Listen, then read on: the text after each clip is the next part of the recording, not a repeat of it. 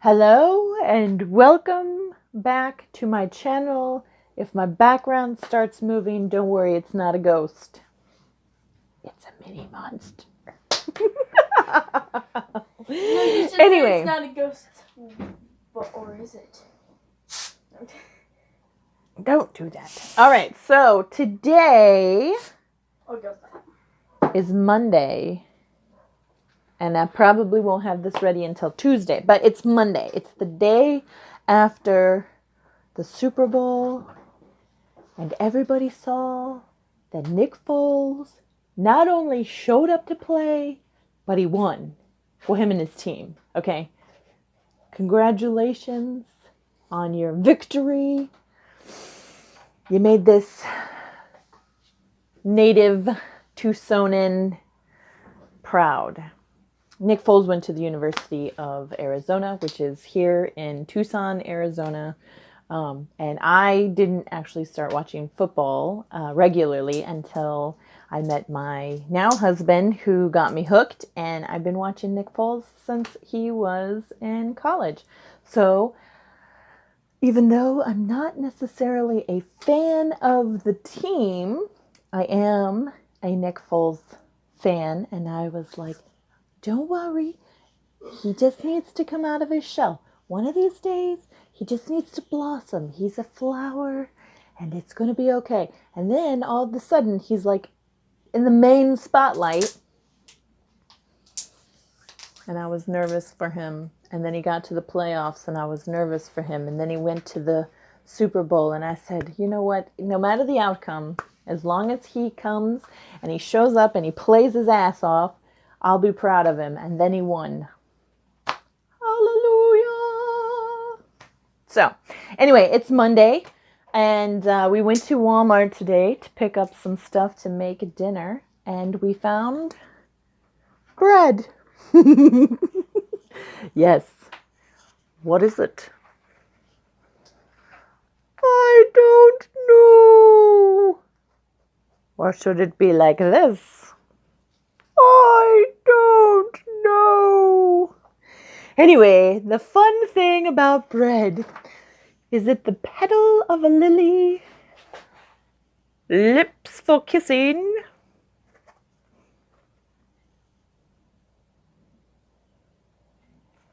or just bread? You tell me. So anyway, I'm just gonna throw that down because I'm not gonna eat it. That's carbohydrates. You know how many miles I have to actually treadmill in order to burn that off? Not happening. So anyway, today being Monday, I'm gonna freak out my camera a little bit. I just wanted to start a Q&A. So people don't really know who I am. My name is Dana. I am the author of this book. The light's very bright, but this is called Erotic Innocence. I wrote it.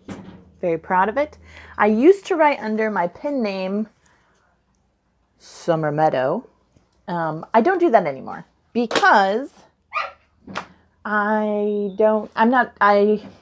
was kind of concerned that if they found out if people found out it was me, because of the adult content that was in it, that it would have like negative repercussions on me. I don't care anymore. I wrote it. I'm proud of it. This particular edition is not available anymore. So if you have this copy, congratulations. The only ones that are available are in my shed. You should say. Maybe what I will do with the remaining copies that are available is do a giveaway. Like a like, share, subscribe giveaway. That would work. That would be fun. But yeah, so this is no longer available. Now it is called The Awakening, Love Eternal. It will be available soon in paperback, Kindle, and I am going to also be working on a audiobook with my voice. So I'm using these videos to control how I speak. Because sometimes I'm really high pitched and I'm like, wow! And sometimes I'm like, okay. And I gotta keep it in control. So So also on yesterday, Sunday, Super Bowl Sunday, Nick Foles victory Super Bowl Sunday. I'm just going to keep saying that because I'm proud of him. And my oldest son, he's 21. He's a Patriots fan. Anyway, my dear friend Danny found this online and printed it up for me. And I absolutely love it. And I'm going to stick it on my wall. So behind my laptop where I write is a wall. It faces a wall. And so I put all kinds of neat stuff on it. And I love this. Live wild, flower child. Don't let them tame you. And it's kind of like the theme of my story. Like the main character, she's been tamed, she's been suppressed for her entire life, and now she's waking up. She's a flower. She's opening up, and everything is like, hello. I love it too. All right, so Q&A questions came from people on my Facebook page, Instant Messenger. I am on all kinds of social media. I'm on Facebook, I'm on Twitter, I'm on Instagram, I'm on Tumblr, I'm on, you name it, I'm on it.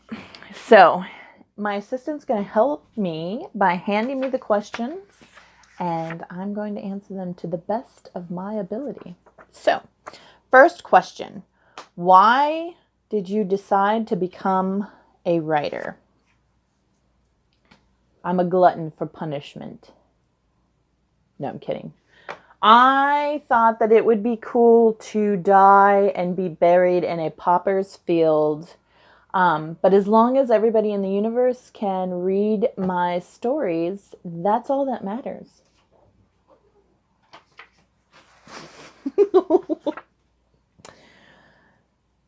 No, seriously, I became a writer so that I could write stories and entertain people. And for years now, people have been telling me that they love hearing me speak and the stories that I tell.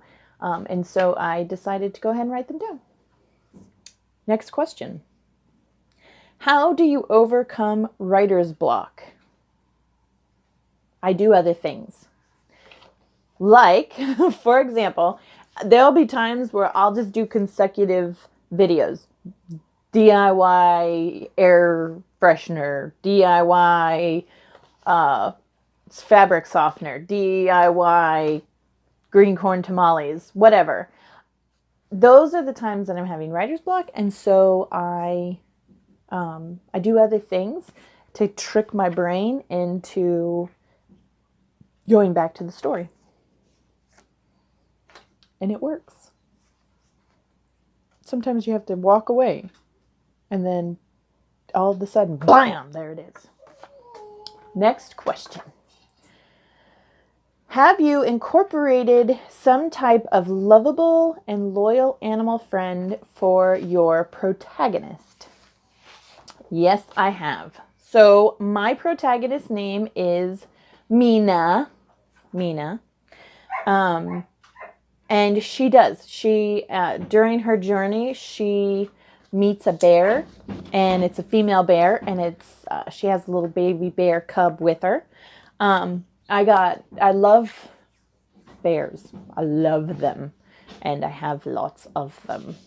And my friend who is Navajo told me that in their culture, the bear is a protector spirit. And so I incorporated that into my story with this bear and her cub and the protagonist. And also Mina's family crest has a raven in it. and there's a raven in the story that befriends Mina and helps her along the way. And a Tala. And if you have seen my other videos, you know that Tala is my Alaskan Malamute. And of course, how could I write a book without putting my Tala in it, right? So yes, she does have loyal animal friends. Next question. My assistant just dropped my cards. Did you ever surprise yourself with outcomes in the book? Like you had something planned, but ended up doing something completely different? Yes. Recently, I had to stop writing to grieve. I got to a point in my book where I had to make a decision in order to continue the storyline in the right direction. I had to end the existence of one of my characters.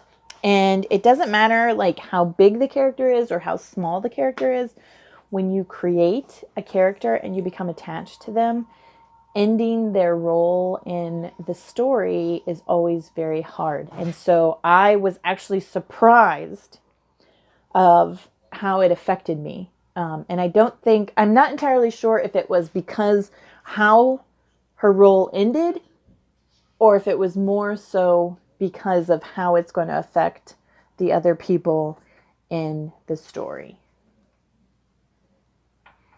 Okay, so I wasn't entirely sure. It was definitely more surprising to me the emotional impact that this character's end had on me, and I think it's pretty much because I created her, and so when you create something, seeing it come to an end is kind of difficult. Next question. How is your personal life? Well, my personal life is pretty good. I live in a house. I have a vehicle. Plenty of food. Oh, look at me. Do I look like I've missed a meal? I mean, I was just playing with bread. What does this look like? Comment on what you think this looks like. Is it a leaf? Am I married? Yes, I am married. I've been married for almost 8 years. I have 4 children, 2 of which I built, 1 in which I inherited. Well, 2 I inherited. Well, I inherited the 1 and I adopted the other. So my oldest son, who I mentioned earlier, who's a Patriots fan, I inherited him when I married my husband. He's a wonderful boy. Well, he's a man now. And he has a lovely girlfriend. Both are very creative. He is working on a comic book, I believe, is what he's working on. And she is an artist. So I'm excited for both of them. And then I adopted my cousin. So I kind of share him with my aunt. He is 18 years old. He also has a girlfriend who is a wonderful girl. I believe she's going to cosmetology school, so I won't have to, take care of this by myself anymore. And he is not 19. He'll be 19 in June. But back to my little fact checker over here is not checking facts very well. Yeah, so him and his girlfriend, he's learning how to fix cars, and she is going to cosmetology school, which I think is really awesome. Then I have a 16-year-old who is wonderfully, awesomely autistic, and he homeschools, and he is working on a book. He does animation, and beep. He does animation and voice acting, and he is also writing a book, which he has published on Amazon and Smashwords. So yeah, and he did his own illustrations and everything. He's really, really wonderful. And then I also have a daughter who is 12. I love her. I love her. She is driving me insane because she's totally distracting me. But she plays the piano. She plays the trumpet. Apparently she's marching. She likes to roller skate. She also draws and paints and makes messes and slime and everything else. And she's just wonderful. And she's my little fact checker. So yeah, so my personal life is fantastic. I have a beautiful family, which I am very proud of. Next question, please. When you start writing, do you have a game plan to get you from start to finish, or do you just go where the writing takes you? Well, my number one game plan is coffee, okay? And any author who tells you they don't drink coffee is a liar. Or else they have like the craziest caffeinated tea on the planet.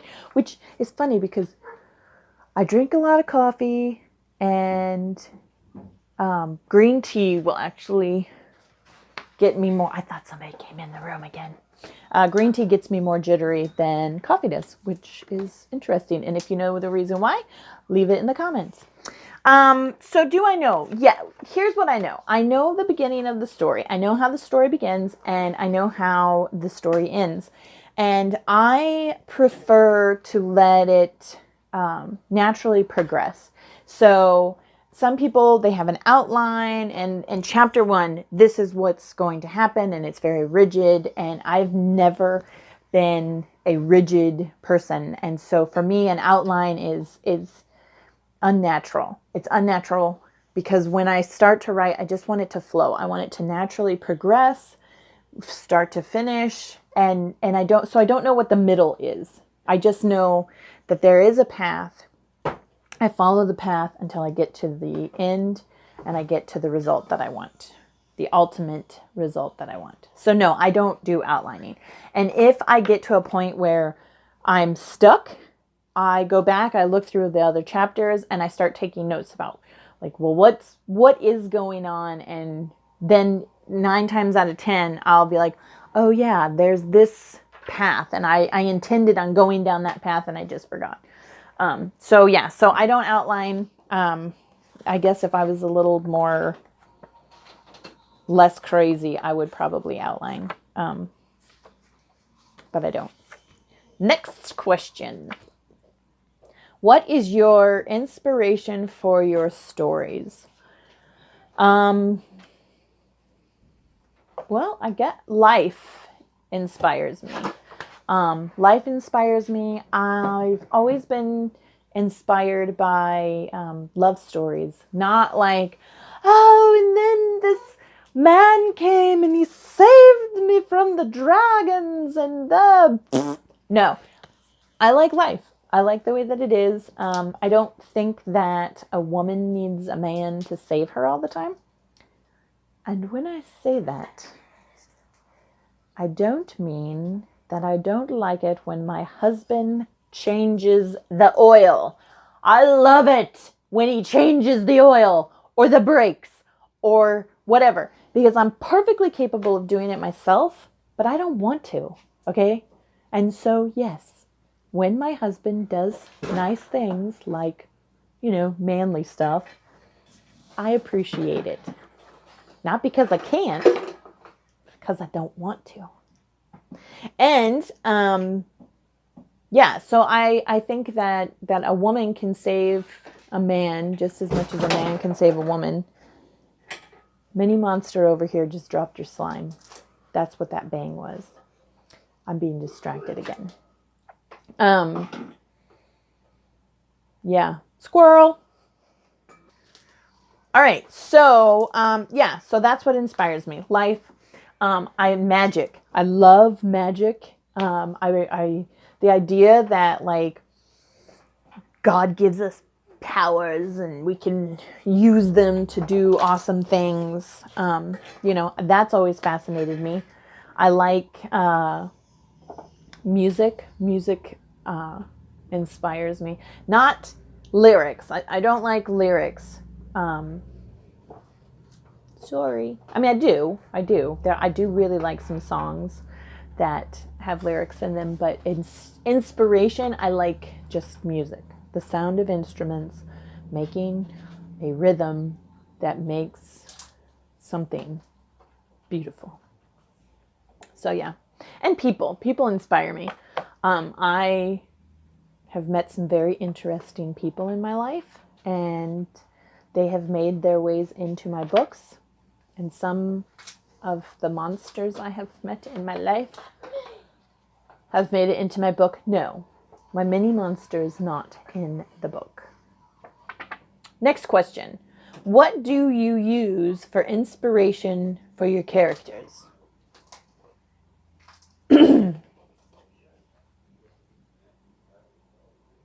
People? I don't know. Like I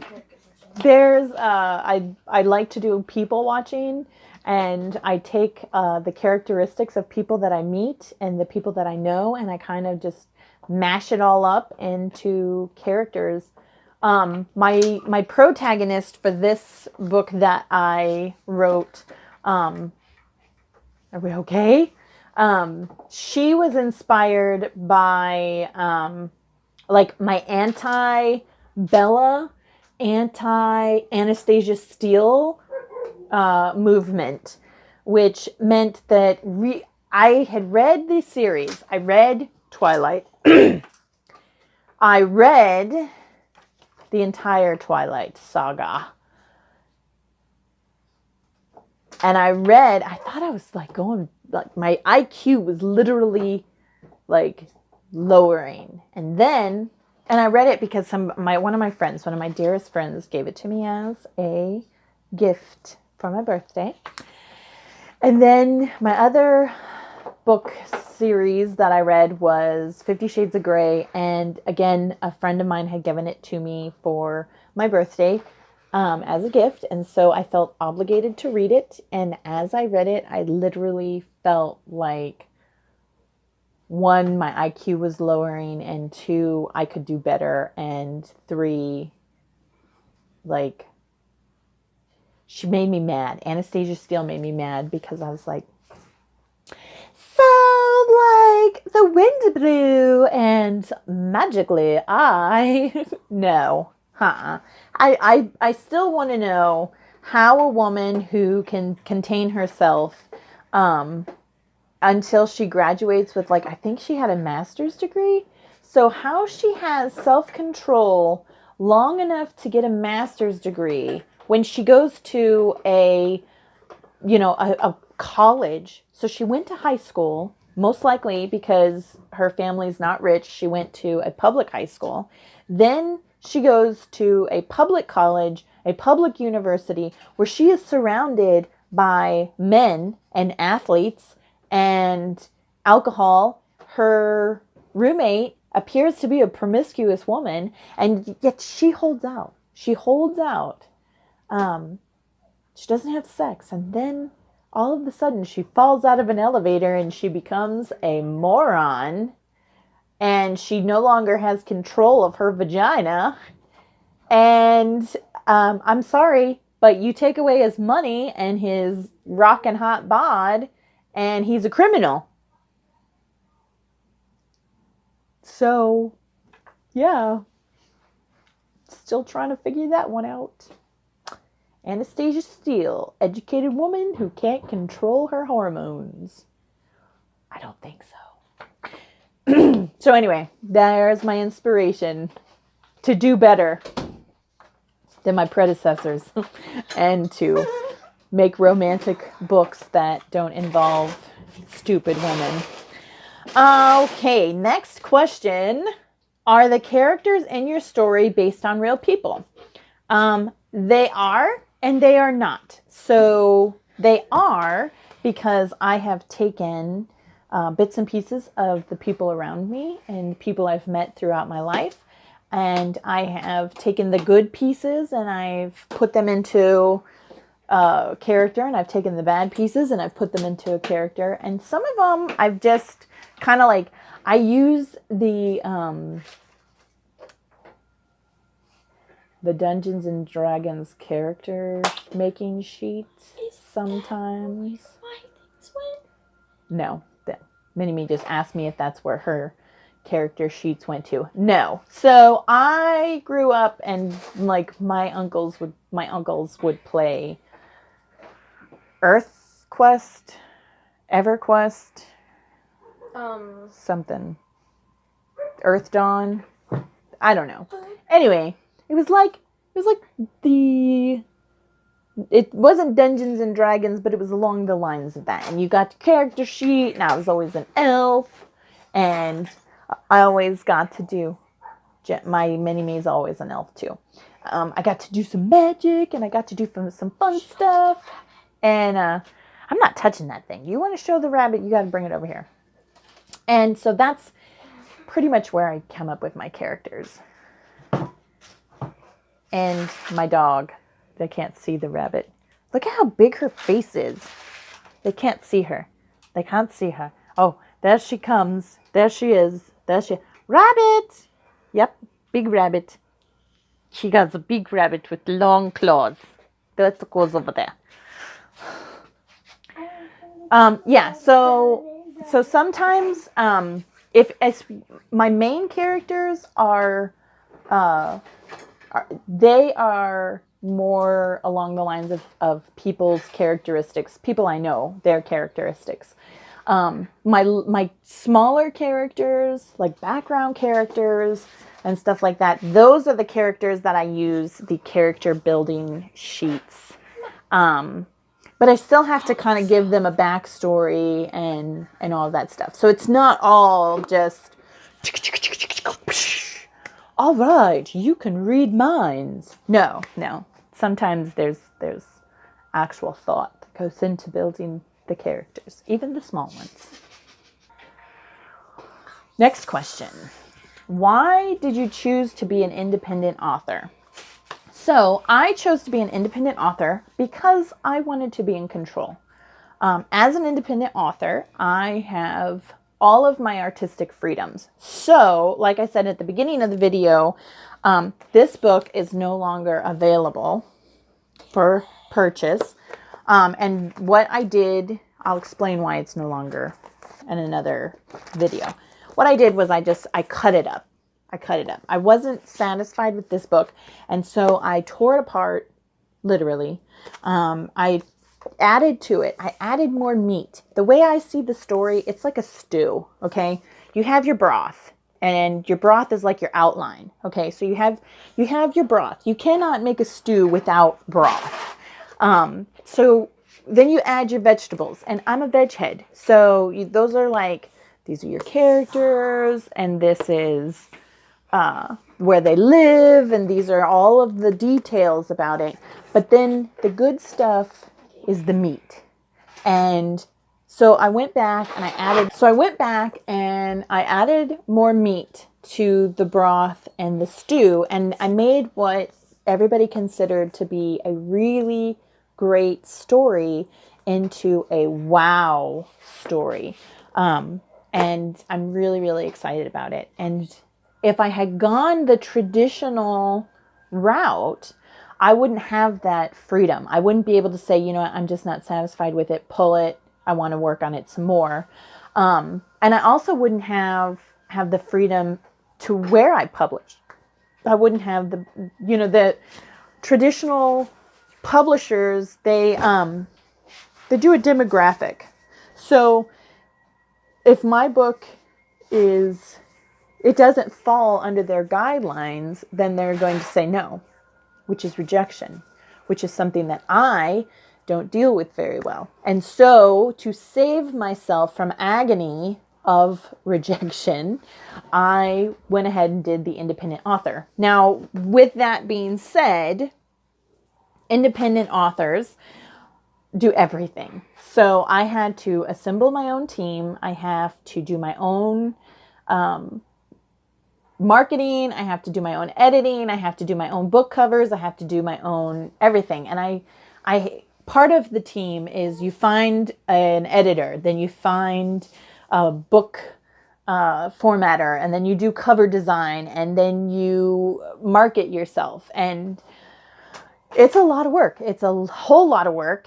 And sometimes there are days where I am like, why did I decide to do independent author and not traditional?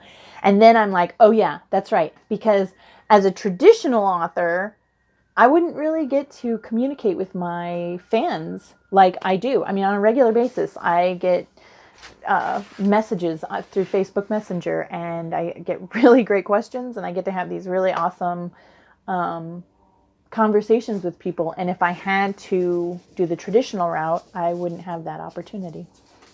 I'd probably get paid more, but is monetary really worth losing it all? Next question. Do your Malamutes really love hot weather, or do you keep your house at 0 degrees? My dog's like that. Well, as a matter of fact, yes. Princess Zion sunbathes. It'll be 100 degrees, 110 degrees, and she will be outside sunbathing. And I literally have to drag her in and tell her that she's an idiot, because Malamutes should not be outside past. I like to bring them in when it's about 80 to 85 degrees, because even in Alaska, it does actually get warm. And so it's not like they're going to die if it's 80, 85, even 90 degrees. They're not going to die as long as they have plenty of water. But my Malamutes do not stay outside past like 85, 90 degrees. They have a choice, but once it hits about 90 degrees, I take that choice away from them, and I shut the dog door, and then they stay inside. Now, Zion is a tricky little girl, and she will be like, I have to go to the bathroom. And so I'll let her out to go to the bathroom. And the next thing I know, she's like, the sun. She's kind of an idiot. But yes, as far as like inside the house, we keep our house at a wonderful 70 degrees year round. And we don't have carpet in the house. And so they have lots of tile to lay on. And then during the summertime, especially, we do frozen water bottles. So they'll have those frozen water bottles that they can lay on or lay next to. And then on the really hot days when we peak over 100 degrees, which last summer seemed like it was every day, we will take sheets and we get them wet and we put them in the freezer. And then once they're not solid frozen, but once they get nice and cold, we'll put them out and then they can lay on those. So yes, my Malamutes do very well in southern Arizona. But that's mine. My sister's Malamute does very, very well in southern Arizona. She also has air conditioning and tile in her house. And so I can't tell you what other Arctic breed owners do in southern Arizona, but that's what I do to keep my dogs happy.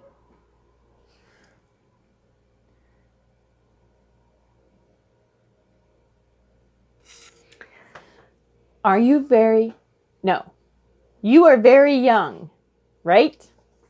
No. Minnie Monster laughed at this one. Said, did you hear her? She said no. Yes, I am very young, okay? I just turned... You're almost 40. No, I'm kidding. No, I'm not. You're 3 years away.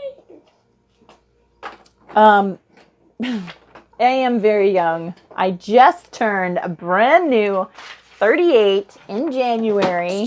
2 years. And so I am 2 years away from Foxy 40. Okay? 40 is not old. People are living to be like 110 now. So anyway, I do not consider myself to be old. I am still very young because I'm a goofball and I know how to laugh at myself. Apparently my daughter knows how to laugh at me too. And I don't like serious Dana. When serious Dana comes out, it's never nice because usually I have to do parenting when I'm serious Dana. Gosh, nobody likes doing that. Next question. All right, so next question. What are your hobbies and interests? Some of my hobbies are sewing. Yeah, some of my hobbies are sewing. I like to cook. I like to go on the mountain. I do not like cleaning. I don't like anybody who knows me knows I don't like cleaning. I like going on adventures. I like to try new things. I like to drive us to school. I like driving my kids to school. But yeah, I mean, I pretty much, I don't know if I have like real serious hobbies. Like I don't collect anything. Well, I collect my thoughts and, I collect randomness. I collect black bears and, apparently now I am also collecting, this guy. This is Randy. I have 3 Randys. But I love bears, and he was just totally awesome. So I had to get him 3 of him, as a matter of fact. So yeah, so I don't know. I like music. I like to go hiking. I do like hunting. I love fishing. So those are a couple of my things. I like to look at art. And I like to hear when my children are complimenting each other. All right. Next question is, what do you do to start your creative process? Do you buy special pens, notebooks? Do you listen to music? And the answer is yes. I do listen to music. I have been listening to these 3 bands. I don't know if they're bands, they're groups. And they do a lot of like Scandinavian music, and only one of them has vocals. So only one of them has lyrics to their music. Sometimes they'll have a lyrical song, but for the most part, it's just music and like throat singing, which I guess is words.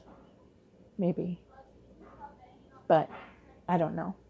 And then as far as the pens are concerned, yes, I am a pen fanatic. Okay, the only pen that I don't like is the traditional black and blue ink pen. Why is that not focusing? Thank you very much, camera. I do not like black and blue ink. Because I just don't. I don't. If I could vote in like neon pink, I'd be much happier. And I might have started voting earlier. But they kept telling me no. Okay. Apparently pink and purple and teal are not appropriate for official documentation, which I think is crap. Okay. Because I'm officially like a purple pen person or pink pen person or a flower pen person. I have those too. But yes, I am a glutton for pens. My mom calls them fuzzy pencils. So I'm a fuzzy pencil-aholic. And these brands, I am not sponsored by these brands. I just love them. See all those colors. And you wouldn't believe how much I paid for these. These were like almost like ridiculously cheap. I think I paid $6 for both packages. And I mean, there's 40 pens in here, and I only paid $6 for this one. And there's 20 pens, and they're all these beautiful colors. $6, yeah. And that's for my next book. So each book that I write, I have new pens that I use to write with them. And last year, I posted a picture of me during one of my hunts, and my cousin was like, I had my notebook in one hand, I had my rifle in the other, and my cousin's like, is that pink ink? You know it. So, yeah. So here's my little daisy pin. Yeah, I got that for 50 cents on clearance. I'm telling you, if there's a pin on sale, I'm going to find it. But as far as notebooks are concerned, no. I just buy the cheapest 50-cent notebook or $1 notebook or whatever, because I rip them up. Like, I rip them up. I really rip them up. It's a really bad habit of mine. But like this is an example. of what I do. Like here, you can see where the paper doesn't match. And so what happened was I was writing. I got down here and I was like, you know what? I really don't like that. And I ended up cutting a portion. So I cut this paper and then I stuck it to another piece of paper and then I continued writing. I do this all the time. And then I'll have ones where, now I'm not going to be able, oh, there's another example where I cut it.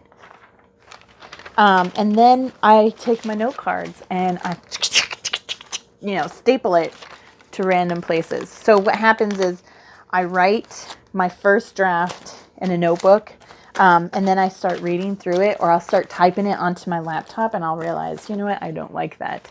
Or I'll be driving somewhere and I'm like, oh, this will be perfect right here. And so I pull out a note card and then I get home and I take the note card and I staple it to wherever it belongs in the story. And that's what I do. And that's why I don't buy fancy organizers or fancy notebooks or anything like that, because I'm going to rip them apart anyway. So it doesn't make sense to spend $12. And I've tried to be mature. I do have an organizer. I never use it. I have an address book too. And I don't hardly ever use it because everything's on my phone. But I do have these things. I just don't use them. So it doesn't make sense for me to buy new ones. So yeah. So next question. What inspires you to keep on writing? That's easy. You do. As long as there are people who want to read my stories and be a part of my madness, I will continue to make silly videos and I'll continue to write great, epic stories.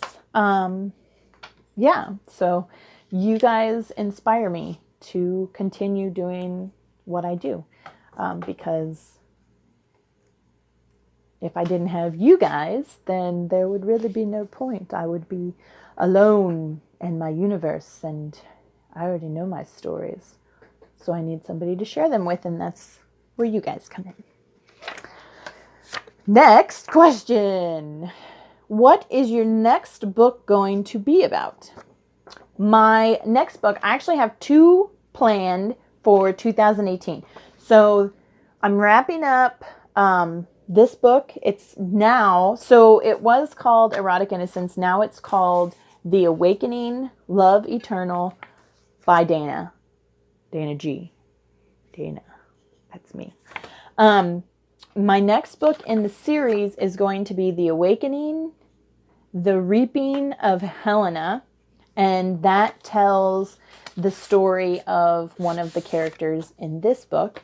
And it goes into a little bit more depth of why she is the way that she is, and why she makes the decisions that she does. And it'll also continue with the story that started in the first one, in The Awakening, Love Eternal. And the other one that I'm working on is a short story, and it's called No One Before You, Not Even Myself. And I am considering doing NaNoWriMo this year. It sounds interesting. And I think that it would be a great challenge to actually have a timeline, because right now the only timeline I have is mine, and I'm great at, I'm not quite done, so I'm just going to push it back a little bit. But with NaNoWriMo, you do have goals. So every day you have a goal. And I think that that'll be really great for me. The only reason why I wouldn't participate in it is because I might be in northern Arizona fishing or hunting. You never know what's going on. So anyway, that is the short questions for today. I hope that you have enjoyed this, and I hope you comment. Always comment. I love to read your guys' comments. Don't forget to subscribe, because that means you like me. And also, if you want to take a look at my Patreon page, there'll be a link in the description down there. You just have to find it. It is there, I promise. And I will see you next time. on the medium questions. Bye.